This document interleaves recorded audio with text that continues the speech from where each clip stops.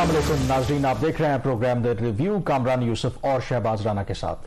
The review में हम पाकिस्तान की मईशत, खारजा अमूर और नेशनल सिक्योरिटी से जुड़े मामलात पे बात करते हैं। चिराग तले अंधेरा, एक तरफ हुकूमत किफ़ायत जारी और बचत को प्रोग्राम कर रही है और दूसरी तरफ जो वज़ीर-ए-आज़म ऑफिस हैं वो अपने अखराजात पूरी करने के लिए मजीद पैसे उन्हें दरकार हैं। ये क्या स्टोरी है, इस पर बात करेंगे।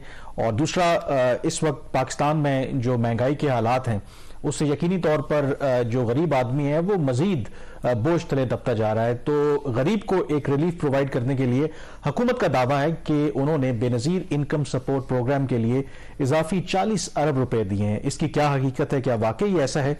और बात करेंगे कि एक तरफ हाल ही में हुकूमत ने मिनी बजट पास किया, उसके बाद महंगाई में जो रिकॉर्ड इजाफा हुआ और रुपए की जो बेकदरी है, इसके बावजूद जो फेडरल बोर्ड ऑफ रेवेन्यू है उसको क्यों मुश्किलात पेश आ रही हैं, जो अपना टैक्स कलेक्शन का हदफ है वो पूरा करने में उस तरह से कामयाब नहीं हो पा रहा। और प्रोग्राम के आखिरी हिस्से में तस्करा करेंगे कि एक तरफ पाकिस्तान बहरानों का शिकार है तो दूसरी तरफ हमारा पड़ोसी मुल्क भारत जो है उसका इंटरनेशनल जो क्लाउड है वो क्यों बढ़ रहा है। लेकिन आगाज करेंगे इस स्टोरी से जिसे मैंने कहा कि चिराग तले अंधेरा। अभी कुछ दिनों पहले की बात है, वज़ीर-ए-आज़म शहबाज शरीफ साहब ने एक प्रेस कॉन्फ्रेंस की जिसमें उन्होंने जो नेशनल ऑस्टेरिटी कमेटी थी उन्होंने जो सिफारिशात दी उसकी बुनियाद पर उन्होंने बड़े बुलंदो बांग दावे किए। और इधर बैठकर ही हम ये डिस्कशन कर रहे थे कि बात तो ये है कि ऐलान आप कर लें लेकिन इस पर अमल दरामद कैसे होगा ये देखने वाली बात है। और आपने उस वक्त कहा था कि हम चेक रखेंगे, तो आपने फिर एक खबर की कि एक तरफ ये फैसला हुआ और फिर कुछ रोज बाद ही अब सुना है कि जो इस वक्त हालात हैं, ज़ाहिर है कि जो महंगाई है वो हर किसी को इम्पैक्ट डाल रही है। तो प्राइम मिनिस्टर ऑफिस ने इजाफी पैसे मांग लिए हैं कि जी इस हालात में हमारे खर्चे पूरे नहीं हो रहे। तो ये फिर नेशनल ऑस्टेरिटी जो कैंपेन है उसका क्या बना? आपको याद है कुछ अर्सा पहले इसी हुकूमत ने एक एनर्जी कंजर्वेशन एक प्लान भी अनाउंस किया था कि मार्केट्स जल्द बंद होंगी और बड़ी एक जोरों शोर से काबीना की मीटिंग हुई, उसकी फिर अनाउंसमेंट्स हुई, प्रेस कॉन्फ्रेंसेज हुई। क्या हुआ आज तक? इनफैक्ट वो जो रीइटरेट भी किया जो नेशनल ऑस्टेरिटी कमेटी की रिकमेंडेशन पर एनर्जी प्राइम मिनिस्टर ने उसमें दोबारा उसको ऐलान किया। अभी ये हालत जो इनकी कौमी कफायशारी की पॉलिसी है उसकी अभी स्याही भी खुश्क नहीं हुई थी। प्राइम मिनिस्टर साहब ने तमाम अपनी जो कोलिशन पार्टनर्स हैं उनको राइट लेफ्ट पे बिठा के इसकी उन्होंने खुद अनाउंसमेंट की थी। उन्होंने कहा जी कि जी जो मुल्क के हालात हैं, इन हालात के अंदर हम सबको कुर्बानी देनी चाहिए। अब कुर्बानी का मतलब क्या है इस मुल्क के अंदर? कुर्बानी का मतलब ये है कि जिसकी आवाज नहीं है उसे और उसके ऊपर टैक्स लगा दो। कुर्बानी का मतलब यह है कि जो पहले ही कोई चीज अफोर्ड नहीं कर सकता उससे और उसके मुंह से अपना वाला छीन लो। जब इन लोगों के अपने ऊपर बारी आती है तो इनको कुर्बानी भी भूल जाती है, इनको महंगाई भी याद आ जाती है, इनको इन्फ्लेशन रेट भी याद आ जाता है। ये एक मजीद एक इन्होंने ना इस कौम के साथ हर किस्म का एक मजाक बनाया हुआ है। मैं इनकी वो समरी देख रहा था प्राइम मिनिस्टर ऑफिस की। अच्छा, इसका थोड़ा सा बैकग्राउंड ये है कि ये जो पैसा मांगा गया ना, पहले ये बता दें ये है क्या। इस साल का जब बजट अनाउंस हुआ जून में तो प्राइम मिनिस्टर हाउस के उसको दो किस्म के उसको बजट मिलते हैं। एक उसका इंटरनल विंग होता है, उसका बजट अलहदा होता है, और इसका एक पब्लिक विंग होता है, उसका बजट अलहदा। तो जो इंटरनल विंग होता है उसको उनके जो मिलिट्री सेक्रेटरी होते हैं, जो ब्रिगेडियर साहब हैं, वो उसको रन करते हैं। और इंटरनल विंग के ये उसकी रिस्पॉन्सिबिलिटी होती है मीटिंग्स करवाना, प्राइम मिनिस्टर की जो बाकी उनकी जो मूवमेंट्स होती है और सारा इनका एंटरटेनमेंट, फ्यूल, तो उसके लिए उनको 465 मिलियन रुपीस का एक बजट इंटरनल विंग को दिया गया और 528 मिलियन रुपए का बजट उनको दिया गया पब्लिक विंग के लिए। टोटल को तकरीबन 993 मिलियन या 1 अरब रुपया प्राइम मिनिस्टर को इन्होंने बजट दिया, जो नेशनल असेंबली ने अप्रूव कर दिया। अब जो प्राइम मिनिस्टर ने खुद जो नेशनल ऑस्टेरिटी पॉलिसी अप्रूव की उसके तहत इसके ऊपर 15% की कटौती लगनी थी। तो 900 अगर हम उसको पब्लिक को साइड पे कर दें, ये जो 465 मिलियन है इस पे 15% कटौती का मतलब है कि 70 मिलियन की इसमें कमी होनी थी। रफली ये 395 मिलियन रह जाता। बजाय उसमें 15% कमी करने के इन्होंने 75 मिलियन रुपए और मांग लिया। नाज़रीन, जो इसकी इन्होंने जस्टिफिकेशन दी है, उन्होंने कहा ठीक है हम जो ऑस्टेरिटी पॉलिसी उसके ऊपर बड़ी सख्ती से अमल कर रहे हैं, लेकिन उसके बावजूद खर्चे इतने बढ़ गए हैं, महंगाई इतनी ज्यादा हो गई है, हमें पैसे चाहिए। जो उन्होंने लैंग्वेज यूज की अपने उस लेटर में जो मिनिस्ट्री ऑफ फाइनेंस के पास गया और फिर फाइनेंस ने ये मामला उसकी कंक्रेस दी, उसकी कंक्रेस के बाद फिर एक समरी ईसीसी में जाती, उसका भी बताते हैं वहां पर कैसे मामला टैकल हुआ। और due to inflation price hikes, specifically POL and food items, the existing financial provisions are hampering smooth functioning management of heavy daily commitments at the August House. August House का मतलब यहाँ पे प्राइम मिनिस्टर का house. और ये महंगाई है, कीमतें भी बढ़ रही हैं, इसलिए जो पेट्रोलियम मसनूआत है उसका भी खर्चा बढ़ गया, खाने पीने का भी खर्चा बढ़ गया, क्योंकि इतने वहां पे बड़े लोग जाते हैं, उनको खाना तो अच्छा मिलना चाहिए. तो उसके लिए प्राइम मिनिस्टर साहब को 75 मिलियन रुपीज या 7.5 करोड़ रुपया इजाफी चाहिए. तो वज़ीर आज़म साहब, क्या ये आप कौम के लिए एग्जाम्पल सेट कर रहे हैं? ये आपकी नेशनल ऑस्टेरिटी पॉलिसी है कि बजाय आप 15% की कटौती करने के आपने 75 मिलियन या 16.5% आपने इजाफी बजट मांग लिया. मेरा ख्याल ये चीज हुकूमत को जेब नहीं देती. कामरान, ये मामला ईसीसी में जाता है. अच्छा, ईसीसी में भी जैसे गया, अब इनकी यहाँ पे इनकी हुकूमत की बदनीयती वो सामने आ जाती है. ईसीसी की मीटिंग कॉल हुई, उस दिन मीटिंग का कोई लंबा कोई 12-13 आइटम्स का एजेंडा था. उस एजेंडा के ऊपर इसका जिक्र ही नहीं था. हालांकि इसकी जो समरी थी वो भी इन्होंने एक सिलेक्टेड मिनिस्टर्स को इन्होंने सर्कुलेट कर दी थी. जो एडिशनल आइटम ईसीसी की मीटिंग में आती है वो वही आती है जब अचानक कोई चीज हो एजेंडे के ऊपर ना, और पहले ये इसकी जो समरी भी मूव हुई थी तमाम के अंदर, इन्होंने एजेंडे के ऊपर समरी नहीं डाली. समरी ईसीसी में पेश होती है, उसके ऊपर डिस्कशन होती है, और उसके बाद ये इंस्ट्रक्शंस ईसीसी में पास होती हैं कि समरी वापस ले लो. क्यों? ताकि मीडिया में ये बात ना आए. तो मतलब इन्होंने हर गलत काम करना है और कोशिश करनी है कि उसकी मीडिया को खबर भी ना हो, लेकिन हम अपना काम करते रहेंगे. तो इस हवाले से नाज़रीन, जब मैंने कल वजीर खजाना इसहाक डार, उन्होंने इस चीज की जब मंजूरी ईसीसी में दी, उन्होंने पहले तो इस चीज की मुखालफत की. उन्होंने कहा जी कि नहीं, ये मुनासिब नहीं है, नेशनल ऑस्टेरिटी पॉलिसी है. मेरी इतला के मुताबिक कुछ और भी ईसीसी के मेंबर्स थे, उन्होंने भी इस चीज को अपोज किया. तो इवेंचुअली 7.5 करोड़ रुपए की जो डिमांड थी उसके अगेंस्ट उन्होंने 1 करोड़ 80 लाख रुपया रफली उन्होंने उसकी मंजूरी दे दी है. और बाकी उन्होंने पेट्रोलियम डिवीजन को हदायत दी कि इनको कहीं से फ्यूल अरेंज करके दो. मतलब वो भी इवेंचुअली फिर पैसे जाने ही है. लेकिन इस चीज को कैसे डिफेंड करते हैं सागदार साहब, जरा सुनिएगा. प्राइम मिनिस्टर साहब ने एक नेशनल ऑस्टेरिटी एक पॉलिसी दी और उसके ऊपर इम्प्लीमेंटेशन उन्होंने खुद अनाउंस किया आप लोगों की तरफ से. आप लोगों ने सब में गाड़ियां भी वापस की. लेकिन प्राइम मिनिस्टर हाउस से भी डिमांड आ जाना कि हमें 75 मिलियन का एडिशनल बजट चाहिए, जो परसों आप लोगों ने कंसिडर भी किया. तो इससे पाकिस्तानियों को मैसेज क्या जाता है? एक तरफ जनरल जीएसटी का रेट इंक्रीज हुआ, हमें सारी कंपल्शन का पता, उस डिबेट में जाने की जरूरत नहीं है. मैसेज टॉप लेवल से क्या गया है पाकिस्तानियों को 2 दिन पहले? एम्प्लॉयज रिलेटेड जो थी ना जी एक्सपेंडिचर, उसका जो है ERE जो जैसे कहते हैं, उसको हमने सिर्फ 18 मिलियन का किया. वो जाहिर है कि उनकी जहां जितनी वहां एक्टिविटी है, जितना वो यानी आपने देख ही रहे हैं.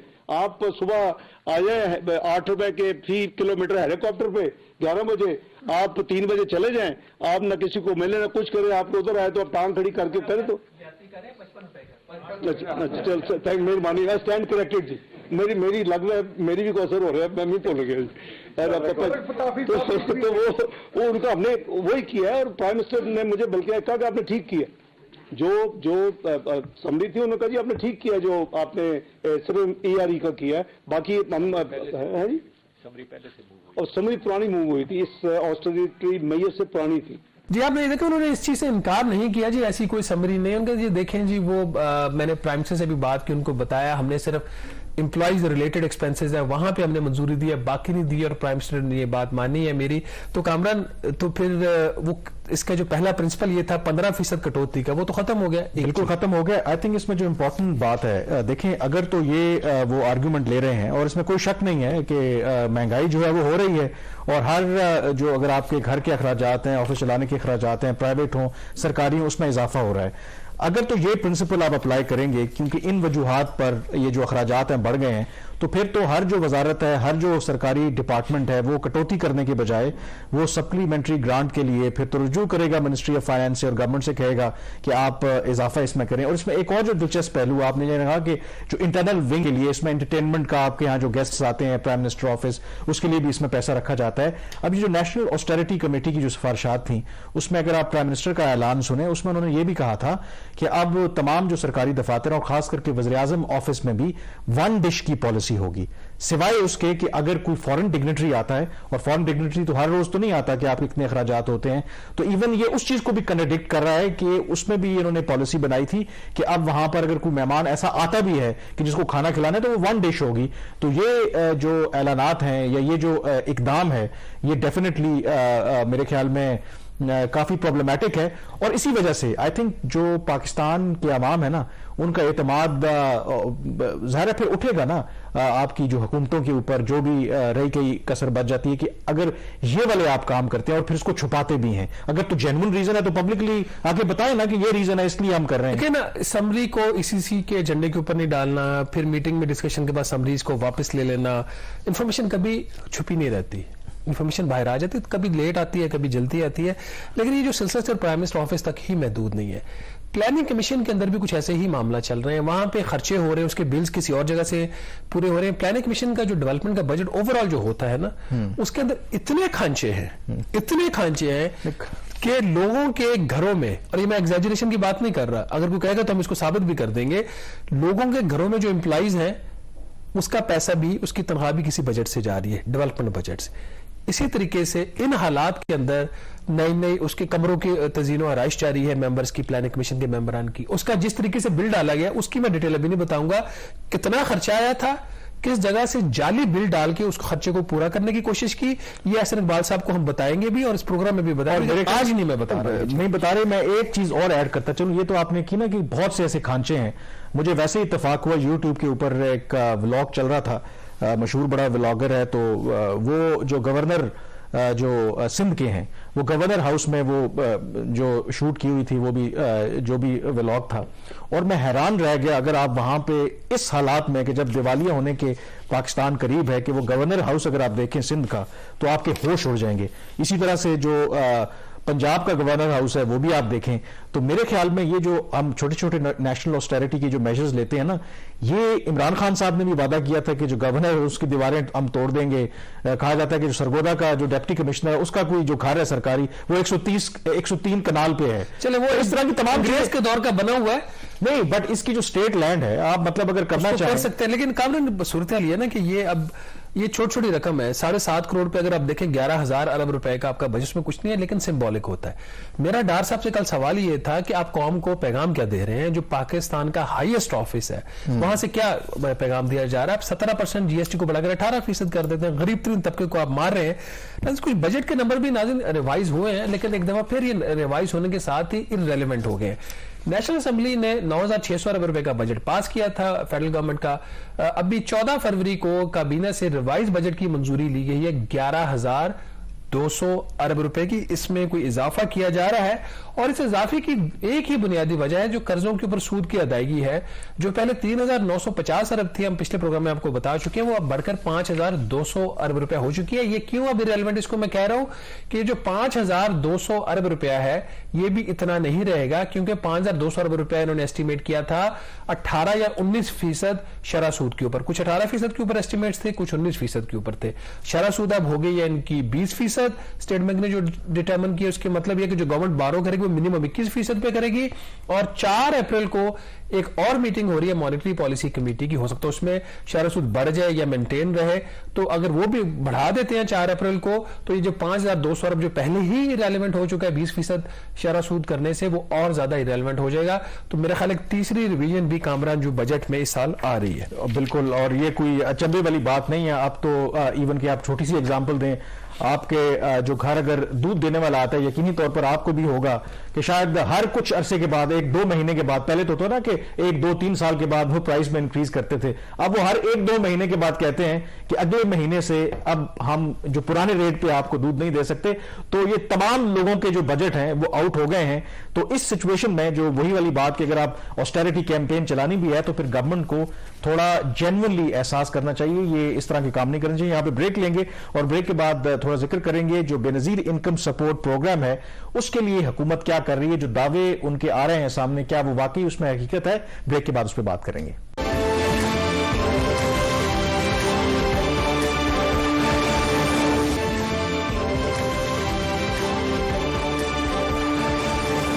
بریک کے بعد ایک دفعہ پھر آپ کو خوش آمدید کہتے ہیں. جو اس وقت پاکستان کے معاشی حالات ہیں آپ کو پتا ہے کہ غریب طبقہ کیا بلکہ جو متوسط طبقہ ہے وہ بھی بہت زیادہ پریشان ہے. اور یہ کئی عرصے سے ظاہر ہے کہ ایک بے نظیر انکم سپورٹ پروگرام چل رہا ہے کہ وہ طبقہ جو بہت زیادہ جن کی ایک انکم کا جو تھریش ہولڈ ہے وہ بہت کم ہے تو ان کو ایک مالی امداد ان کی جائے. حالانکہ میرے خیال میں وہ جو مالی امداد کی جاتی ہے وہ آٹے میں نمک کے برابر ہے. حالانکہ آئیڈل سچویشن تو یہی ہے کہ ملک کے اندر معاشی حالات ایسے ہونے چاہیے کہ لوگوں کے لیے روزگار کے مواقع ہوں، انسٹیڈ کہ وہ جو حکومت ان کو جو کچھ مالی امداد کرے اس کے اوپر وہ گزر بسر کریں. اب شہباز، اس کے اندر ظاہر ہے کہ حکومت تو جب ان پر تنقید ہوتی ہے کہ یہ جو اقدامات آپ کر رہے ہیں اس کے نتیجے میں مہنگائی ہو رہی ہے، غریب تو پہلے ہی پس رہا ہے اور اس سے پس جائے گا، تو وہ ایک جو ڈیفنس ان کے پاس آتا ہے، دیکھیں جی ہم تو جو بے نظیر انکم سپورٹ پروگرام ہے اس کا جو بجٹ ہے یا اس کی جو ایلوکیشن ہے اس میں دیکھیں ہم نے اضافہ کر دیا ہے، تو جو غریب طبقہ ہے تو کم از کم ان کو ہم نے پروٹیکٹ کر لیا ہے. تو یہ بات کس حد تک درست ہے؟ کیا واقعی، اور آئی ایم ایف بھی یہی کہتا ہے کہ آپ ساروں سے ٹیکس ضرور لیں، جو غریب طبقہ ہے آپ ان کی کریں، جو بے نظیر انکم سپورٹ پروگرام ہے اس کی ایلوکیشن میں اضافہ کریں. تو کیا واقعی ایسا ہے؟ گورنمنٹ کر رہی ہے اس طرح کا کام؟ دیکھیں، آپ کے جو محبوب وزیر خارجہ ہیں انہوں نے بھی، آپ کو پتہ ہے پچھلے دنوں سندھ میں انہوں نے تقریب کی اور اناؤنس کیا کہ جی BISP کا جو بجٹ ہے یا اس کے جو بینیفیشریز کا جو وظیفہ ہے وہ 25% اس میں اضافہ کر دیا گیا. وہ آپ نے سنا ہوگا ان کا. اس کے ساتھ ہی جو IMF کی مینیجنگ ڈائریکٹر ہیں انہوں نے بھی کہا جی کہ امیروں سے ٹیکس لے کے غریبوں میں دیا جائے گا. لیکن لگتا یہ ہے کہ پاکستان کی جو ایلیٹ ہے، ہماری حکومت ہے اور IMF سب مل کے ہمیں نا عوام کو ماموں بنا رہے ہیں. کہتے یہ کچھ ہیں، کرتے یہ کچھ ہیں، اور ان کی جب آپ نمبرز کے اس کو ڈیپر ان کو ڈگ کرتے ہو تو پتہ چلتا ہے کہ کتنا یہاں پہ لوگوں کو دھوکہ دیا جا رہا ہے. اور اس کو ایسے کلیم کیا جاتا ہے جی کہ ہم لوگوں کی مطلب جو غریب ترین افراد ہیں ان کے لیے تو ہماری جان حاضر ہے، ہم تو ان کے لیے سب کچھ کرنے کو تیار ہیں. ووٹ بینک اپنا ہم نے وہ داؤ پہ لگا دیا، امیروں سے ٹیکس لے کے ان کو دے رہے ہیں. آپ نے بارہا سنا جی کہ جو بے نظیر انکم سپورٹ پروگرام ہے اس کا جو بجٹ ہے اس سال کا 360 ارب روپے سے بڑھا کر ہم نے 400 ارب روپے کر دیا ہے. 40 ارب روپے کا اضافہ اس لیے کیا ہے جی کہ مہنگائی بہت ہو گئی ہے ملک کے اندر، تو ان کو ہم اضافی پیسے دے رہے ہیں. اچھا، پہلے تو کانسیپٹ کی بات کر لیں. یہ BISP کا کانسیپٹ تھا کیا؟ یہ جب 2008 میں شروع کیا تھا پاکستان پیپلز پارٹی کی حکومت نے کہا جی کہ جو لوئسٹ طبقہ ہے پاکستان کا ان کے جو خرچے ہیں اس کا 10% ادھر سے پورا کیا جائے گا، اور اس طبقے کے لیے بہت یہ میٹر کرتا ہے. اس وقت کوئی 1000 روپیہ ماہانہ آپ کو یاد ہے وظیفہ انہوں نے اناؤنس کیا تھا. وہ بڑھتے بڑھتے اب وہ ہو گیا 2333 روپے پر منتھ پر پرسن. ابھی جب یہ مہنگائی کی ایک ویو آئی اور انہوں نے منی بجٹ لانا تھا اور باقی انہوں نے کام کرنے ان کا جی تو اس کا پھر امپیکٹ تو غریبوں کے اوپر آئے گا، تو پھر کیا کیا جائے؟ ان کے جو ریوائز ایسٹیمیٹس تھے کہ 10% کی اگر آپ نے ریشیوز کو آپ نے مینٹین رکھنا ہے تو جو 2333 ہے اس میں آپ کو مزید 833 روپے پر منتھ اضافہ کرنا پڑے گا، تو یہ ہو جائے گا 3167 روپے پر پرسن جو BISP کا بینیفیشری ہے. یہ کوئی 26% انکریز بنتا ہے.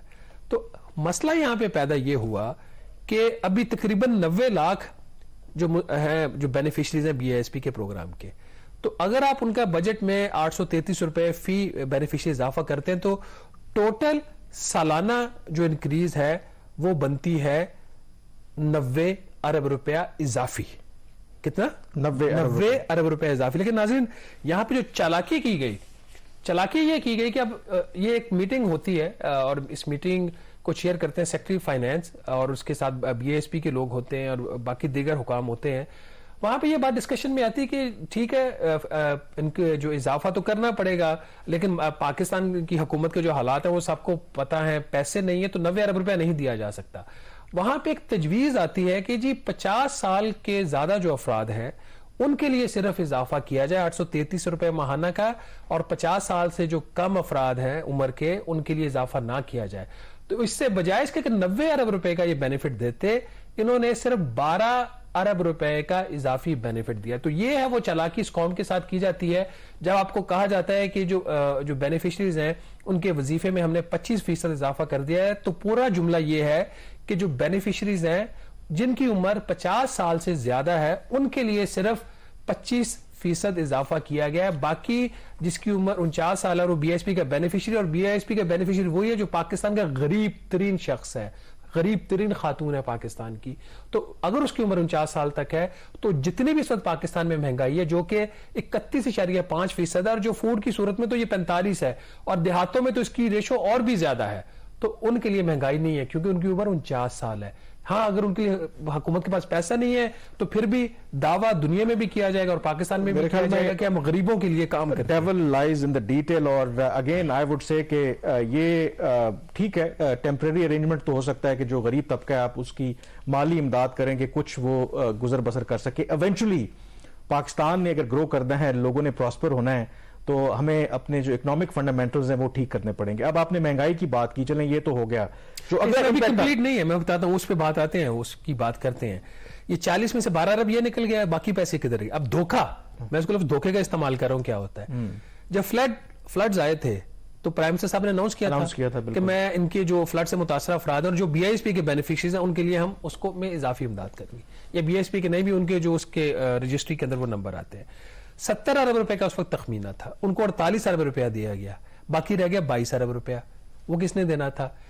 22 ارب روپیہ فلڈ جب پاکستان میں اگست سپٹمبر میں آئے اس سال کے پیسے دیے ہوئے مہنگائی کی ویو سے پہلے کے, وہ 22 ارب روپیہ بھی یہاں پہ بی آئی ایس پی کے بجٹ میں ڈال دیا گیا ہے. تو باقی رہ گیا 5.5-6 ارب روپیہ.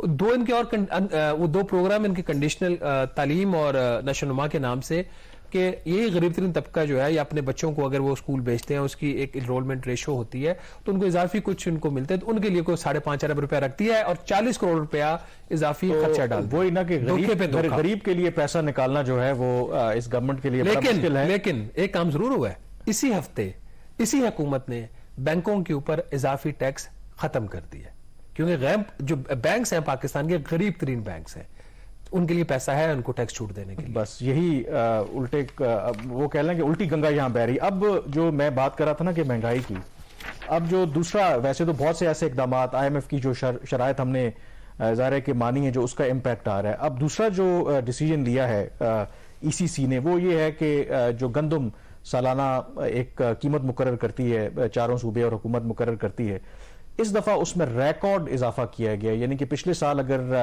2200 روپے پر 40 کے جی تھا تو اس دفعہ اس کو بڑھا کر 3900 روپے پر کے جی کر دیے کہ اس قیمت کے اوپر جو حکومت ہے یا حکومتی ادارے ہیں وہ کسانوں سے گندم خریدیں گے. کسانوں کو تو فائدہ ہونا چاہیے بھی, لیکن جو اس کا امپیکٹ آئے گا, کیونکہ آپ کو پتا ہے گندم جو ایک اسینشل فوڈ آئٹم ہے, اور کچھ ہو نہ ہو آپ کم از کم 2 وقت کی روٹی اور چٹنی کے ساتھ بھی اگر کھانا چاہیں تو وہ ایک اسینشل چیز ہے. تو یہ فیصلہ کس بنیاد پہ کیا گیا ہے؟ کیونکہ یہ مجھے پتا ہے کہ اس کا پہلے کیونکہ سندھ نے اناؤنس کر دیا تھا اور وہ بیک آؤٹ نہیں کرنا چاہتے تھے, لیکن کیا اس چیز کو کنسیڈر کیا گیا ہے کہ اگر آپ نے اتنی زیادہ قیمت اس کی بڑھا دیں گے تو اس کا امپیکٹ جو مہنگائی کی شرح آلریڈی آسمان سے باتیں کر رہی ہے, اس کے بعد تو مزید پرابلمز پیدا ہوں گے عوام کے لیے. دیکھیں یہ ہمیشہ ایک ڈیبیٹیبل ایشو رہا ہے. یہ الیکشنز کے قریب تو خاص طور پر یہ ہوتا ہے جب گندم کی جو ان کی خریداری کی قیمت ہے وہ کیا ہونی چاہیے. پاکستان پیپلز پارٹی جس کا رورل ووٹ بینک زیادہ ہے, رورل ووٹ بینک سے زیادہ ہمارے جو بڑے بڑے جو پارلیمنٹیرینز ہیں جو لینڈ لارڈ ہیں ان کو بھی اس کا ڈائریکٹ بینیفٹ تو ان کو ہوتا ہے نا, چاہے پنجاب میں ہے, چاہے سندھ میں ہے, چاہے بلوچستان میں. تو ہمیشہ سے گندم کی جو قیمت ہے وہ ایک اہم بیرومیٹر ہے. اس حوالے سے قیمت بڑھنے سے ڈیفینیٹلی رورل پاپولیشن کو فائدہ ہوتا ہے, لیکن اس کا جو ڈائریکٹ نقصان ہوتا ہے وہ اربن پاپولیشن کو ہوتا ہے, جس نے گندم خرید کر آٹا جو لینا ہوتا ہے یا آٹا وہ ڈائریکٹ خریدتے. پہلے 2200 روپیہ پر من پرائس تھی, اس کو اب انہوں نے بڑھا کر ای سی سی نے اس ہفتے 3900 روپیہ پر 40 کے جی یا پر من انہوں نے کر دیا ہے. یہ کچھ 77-78% انکریز ہے. اور یکمشت اتنا اضافہ جو ہے اس سے آپ کے ملک میں مہنگائی کی اتنی بڑی ایک ویو آئے گی فوڈ انفلیشن کی, کیونکہ بہت سارے ایسی انڈیپینڈنٹ سٹڈیز ہیں اور میرے خیال ماضی میں شاید پائٹ نے بھی کی, مجھے یاد نہیں ایگزیکٹلی پائٹ نے کب یہ کی تھی, کہ جس کے تحت اگر 10% آپ گندم کی امدادی قیمت میں اضافہ کرو تو اس سے جو اوور آل جو ہیڈ لائن انفلیشن ہے اس میں 3% اضافہ ہوتا ہے, اور یہاں پہ 78% انکریز آیا ہے. تو آپ اندازہ کریں اس میں 20 سے 25% کے درمیان اس میں اضافہ آپ کی فوڈ انفلیشن میں کم از کم یا ہیڈ لائن انفلیشن میں آ سکتا ہے. تو ایک بہت بڑا انہوں نے جمپ دے دیا ہے, خاص طور پر جو اس کی ویٹ کی جو اس کی ان کے جو ایسٹیمیٹس ہیں اس کے مطابق جو اس کی قیمت ہے اس کی بوائی کی اور کسان کا جو خرچہ آتا ہے پر من وہ 2500 روپیہ فی من سے کم آتا ہے. تو ان کے لیے ٹھیک ہے 56% ان کو پروفٹ دیا گیا ہے, چونکہ مہنگائی بھی ہے اس لحاظ سے, تو ان کے لیے تو ٹھیک ہے. ایک دو دھاری تلوار ہے, لیکن اگر آپ ان کو امدادی جو پرائس ہے یہ کم رکھتے تو جو فارمرز ہیں وہ گلا کرتے کہ دیکھیں اس مہنگائی کے دور میں ہمیں کوئی منافع نہیں ہو رہا, لیکن وہ اگر انکریز کرتے ہیں تو اس کا امپیکٹ جو ہے وہ انفلیشن میں آئے گا.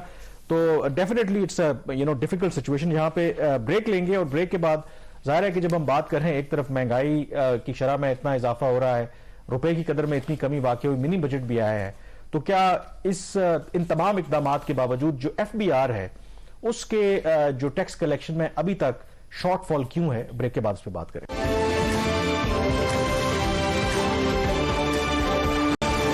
جی بریک کے بعد ایک دفعہ پھر آپ کو خوش آمدید کہتے ہیں. جولائی سے لے کر فیبروری تک جو اعداد و شمار ہے ایف بی آر کے ٹیکس کلیکشن کے وہ ہمارے سامنے ہیں, اور جو شارٹ فال ہے وہ تقریباً 212 ارب روپے کا ہے.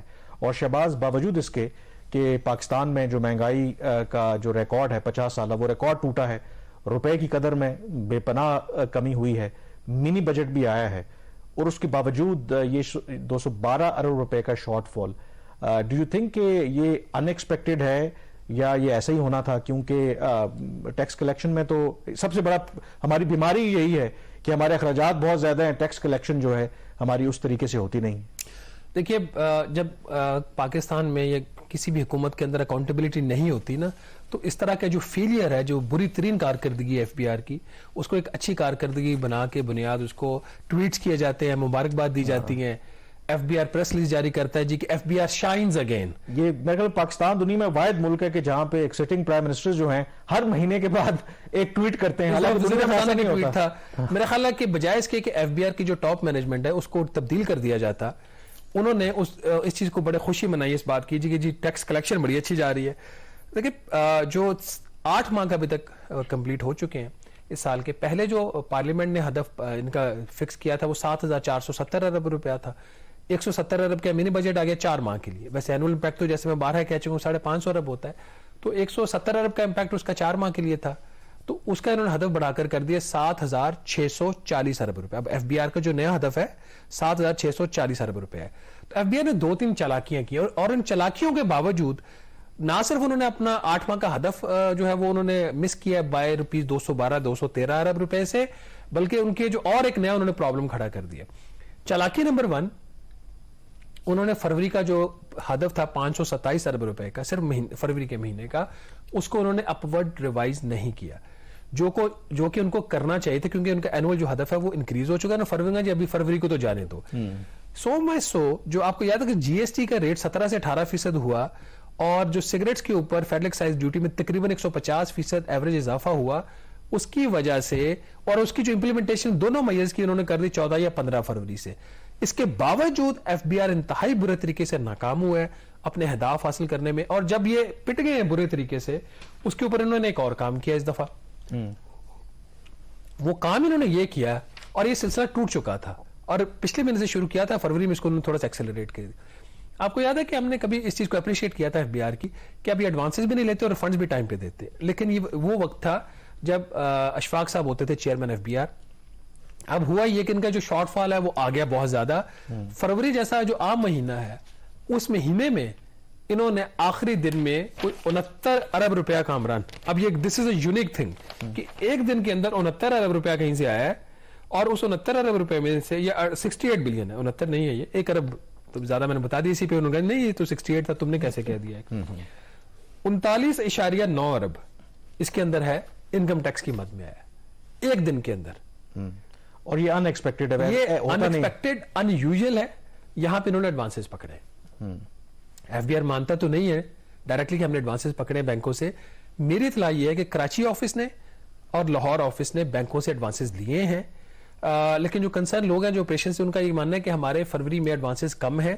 بٹ انہوں نے جب دیکھا کہ ان کا شارٹ فال آ رہا ہے تو انہوں نے پھر دڑا دڑ ایڈوانسز پکڑے. اب ایک ایسے یہ کام کرنا شروع ہو گئے ہیں, اس کا نقصان ہم سب کو تو ہے, ان کو ایف بی آر کو خود ہوگا. مارچ میں کیا کریں گے؟ مارچ میں پھر یہ جون کے ایڈوانسز پکڑیں گے, جون میں آئیں گا تو اگلے مالی سال کے ایڈوانسز. بریک میں ہم نے جانا ہے, تو اس کا مطلب آپ پیچھے 4 ماہ بچے ہیں, بے شک چلیں ایڈوانسز پکڑتے رہیں, جو اوور آل ٹارگٹ ہے سالانہ ہمارا, ڈو یو تھنک یہ اچیو ہو پائے گا ود دس اپروچ؟ دیکھیں, اب آپ کی جو روپے کی قدر ہے نا میسیولی وہ گری ہے, تو اس ڈیویلیوشن کا فائدہ تو ہمیں آنا چاہیے تھا, ابھی تک تو نہیں آ رہا. But it will be a very very difficult task. یہ جو مائنڈ سیٹ اس وقت ایف بی آر کے اندر ہے نا, اس مائنڈ سیٹ کے ساتھ تو مجھے یہ ٹارگٹ ہوتا نظر نہیں آتا. اگر ناکامی ہے تو ناکامی مانے اور اپنی پالیسی چینج کریں. یہ چون چلاکیاں نہ کریں کہ ایڈوانسز لے کے اور اس طریقے کی حرکتیں کر کے یہ سمجھتے ہیں کہ کلیکشن پوری ہو جائے گی, ایسے کلیکشن پوری نہیں ہو. چلیں یہاں پہ بریک لیں گے. ایک طرف ہم اپنے جو تینوں ہمارے سیگمنٹس ہیں اس میں ظاہر ہے کہ پاکستان کے لیے کوئی اچھی خبر نہیں ہے, बहरानों पे ही हमने बात की है।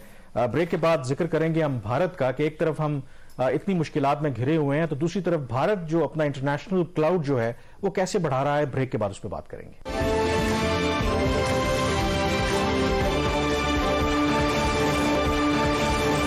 ब्रेक के बाद एक दफा फिर आपको खुशामदीद कहते हैं। जैसे ब्रेक से पहले भी मैं जिक्र कर रहा था कि इस वक्त पाकिस्तान में मुआशी बहरान है, इस वक्त पाकिस्तान में सियासी अदम इस्तेहकाम है और जो गिवन हमारे हुक्मरानों का जो तर्ज हुक्मरानी है या लगता है कि उनको शायद अभी भी अदराक नहीं है चीज़ों का, तो जो मुस्तकबिल भी है एटलीस्ट वो इतना कोई ताबनाक हमें नहीं लग रहा। तो दूसरी तरफ जाहिर है कि जो हमारा पड़ोसी मुल्क भारत है वो किस तरीके से उसका जो इंटरनेशनल क्लाउड जो है वो अब बढ़ रहा है। और ये बात जाहिर है कहते हुए हमें अच्छी तो नहीं लगती, जाहिर है भारत के साथ हमारे ताल्लुकात किसी भी तरह से अच्छे नहीं रहे। इस हफ्ते वहां पर जो एक अहम डेवलपमेंट हुई क्योंकि भारत जो है इस वक्त G20 यानी कि G20 ये वो ग्रुप है जिसमें दुनिया के आप कह सकते हैं कि अमीर तरीन ममालिक शामिल हैं, जो दुनिया की 85% इकोनॉमिक ग्लोबल आउटपुट है ये 20 ममालिक उसको रिप्रेजेंट करते हैं और उसके साथ साथ ये 2/3 जो दुनिया की आबादी है उनको भी ये रिप्रेजेंट करते हैं। तो उसकी सदारत जो है इस वक्त भारत के पास है और इसी हफ्ते दिल्ली में G20 के जो वज़ीर ख़ारजा हैं उनका वहां पे इजलास हुआ। जाहिर है कि ये एक बहुत सिग्निफिकेंट और अहम डेवलपमेंट थी शहबाज, और इसमें ना सिर्फ G20 के ममालिक ने तो शिरकत करनी थी, तो इसमें कुछ दूसरे मेहमान जो ममालिक हैं उनके वज़ीर ख़ारजा को भी दावत दी गई। अब उस फहरिस्त में आप देखें कौन है, बांग्लादेश है, इजिप्ट है, ओमान है, UAE है, नाइजीरिया है, सिंगापुर है, ये ममालिक भी शामिल हैं। तो अगर पाकिस्तान के ताल्लुकात भारत के साथ ठीक होते तो ज़ाहिर है कि पाकिस्तान पड़ोसी मुल्क है, पाकिस्तान भी जा सकता था। अब इसके अंदर दो तरह की डिबेट्स हो रही हैं। असल में वहां पे जो हुआ G20 के वज़ीर ख़ारजा का डोमिनेट किया यूक्रेन वॉर ने, क्योंकि इसमें चीन के नए जो वज़ीर ख़ारजा हैं वो भी वहां पे आए हुए थे, रूस के वज़ीर ख़ारजा भी थे, US सेक्रेटरी ऑफ स्टेट भी वहां पे मौजूद थे। तो इसको दो तरीकों से देखा जा रहा है कि भारत ने कोशिश तो की लेकिन इसका एक जो मुश्तरका एलामिया होता है जो वज़ीर ख़ारजा का इजलास हुआ वो नहीं आया, क्योंकि इत्तफाक राय नहीं हुआ यूक्रेन के ऊपर, क्योंकि रूस और चाइना ने जो उस जॉइंट कम्युनिके था उसकी लैंग्वेज के ऊपर खास करके यूक्रेन के हवाले से उस पर उन्होंने एतराज किया। अब इसमें दो व्यू हैं, एक ये कह रहे हैं जो पाकिस्तान में कुछ साबिक सिफारतकार भी हैं, दिल खुश करने के लिए वो ये कह रहे हैं कि देखिए जी भारत की ये बहुत बड़ी सिफारती नाकामी है, लेकिन दूसरी तरफ जो समझदार लोग हैं वो ये समझते हैं कि भारत जो है बावजूद इसके कि वो अमेरिका के साथ उसके ताल्लुकात बेहतर हो रहे हैं, रूस का वो पुराना इत्तेहादी है, वो कामयाब हो रहा है एक बैलेंसिंग एक्ट करने में, सारों को उसने साथ लेके वो चल रहे हैं। देखिए इसमें दो तीन आप इसमें मेजर इनके पॉइंट्स देखें ना कि हमारा यही मसला है, सेल्फ डिसेप्टिव हम जो चीजें ना उसमें पड़ जाते हैं। आपने किसी भी चीज में किसी भी एरिया में ग्रो करना है तो सबसे पहले आपको आपकी जो कंपैरेटिव फोर्स होती है ना उसकी स्ट्रेंथ का पता होना चाहिए। खुद को धोखा देने के लिए आप ये कह लें ठीक है अच्छी बात है जी कि वो G20 हुआ, उसका मुश्तरका इलामिया नहीं हुआ, पहले अपने आप को इस काबिल तो करें ना कि अब G20 में आ जाए, ठीक है। तो अगर वो हम तो साग जैसा प्लेटफॉर्म है उसको नहीं संभाल सके, जिसकी वो ग्लोबल अहमियत नहीं है, साग टोटल डिसफंक्शनल हो चुका है और इसकी रिस्पॉन्सिबिलिटी इंडिया के ऊपर भी है कि इंडिया और पाकिस्तान जो खत्ते की दो बड़ी इकोनॉमीज है, दो बड़ी कंट्रीज हैं, वो अपने जो मामला उनको नहीं सुधार सके और हालत अब ये है कि साग एग्जिस्ट ही नहीं करता। अब उसके बदले में अब एक शंघाई कोऑपरेशन ऑर्गेनाइजेशन है, वो ज्यादा इफेक्टिव एक फोरम के तौर पर सामने और उसकी सदारत भी इस वक्त भारत के पास है और इस साल मई में वज़ीर ख़ारजा का इजलास हो रहा है और जून में जो है वो समिट मीटिंग हो रही है। उसके तो आगे पूरा कैलेंडर है ना इस साल का, भारत उस पर काफी एक्टिव है। मेरा ख्याल है कि चीजों का भी समझने में हमें हमारे जो लीडर्स हैं ना ये वो आप सही कह रहे हैं। ये टॉपिक मैंने इसलिए छेड़ा, देखें भारत ये नहीं कि वो आइडियल मुल्क है, वहां पर जब से ये बीजेपी की हुकूमत आई, इंडियन प्राइम मिनिस्टर जो है वो मोदी बने, तो वहां पे डोमेस्टिक बहुत सी इश्यूज हैं, माइनॉरिटीज के साथ बहुत सी चीजें हैं। लेकिन दूसरा जो पाकिस्तान के लिए इसके अंदर लेसन है, देखें वहां पे एक चीज तो आप माने ना कि वहां पे जमहूरियत है, वहां पे इदारों की कहीं ना कहीं क्रेडिबिलिटी है कि एक प्रोसेस है, वो जैसा भी है कि जो भी वहां पे गवर्नमेंट आती है वो उसके पास इख्तियार भी होता है, वो जो भी गलत और बुरी पॉलिसीज और एक कंसिस्टेंसी है। पाकिस्तान में क्यों नहीं है?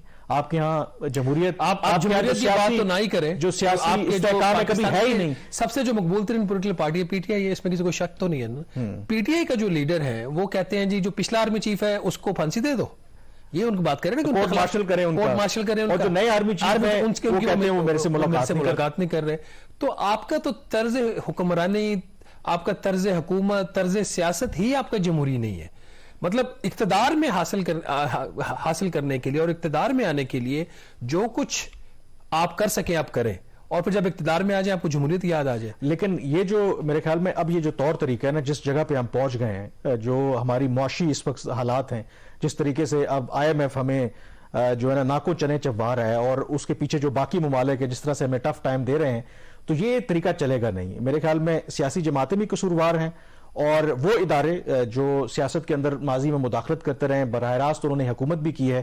بہت سی چیزوں کو چینج ہونے کی ضرورت ہے. اگر چینج نہیں ہوگی تو پھر ہمارے لیے جو مسائل ہیں وہ بڑھتے رہیں گے. اور باوجود اس کے کہ آپ جو بھارت کے اندر سے جتنی بھی خامیاں تلاش کرتے رہیں، ایک وجہ تو ہے کہ دنیا اب بھارت کی طرف دیکھ رہی ہے. اس کی بہت سی وجوہات ہیں. ان کی جو اکنامک پروگریس ہے، جس طریقے سے وہ گرو کر رہے ہیں، تو دنیا جو اپنے مفادات ہیں، ایون ہمارے جو دوست مسلم ممالک ہیں، وہ بھی اپنے جو اکنامک انٹرسٹس ہیں وہ بھارت کے ساتھ الائن ہوتے ہوئے دیکھ رہے ہیں. تو ہمیں ان چیزوں کے اوپر سوچنا پڑے گا، اور اگر ہم نے گرو کرنا ہے تو کم از کم کسی ایک سسٹم کے اوپر اگری کرنا پڑے گا. اگر اس ملک کے اندر جمہوریت چلنی ہے تو پھر جمہوریت کو چلنے دیں. اگر جمہوریت نہیں چلنی، کوئی اور سسٹم لانا ہے تو پھر وہ سسٹم لے آئیں. اینی ویز آج کے دی ریویو سے اتنا ہی. مجھے کامران یوسف اور شہباز رانا کو اجازت دیجیے. اللہ حافظ.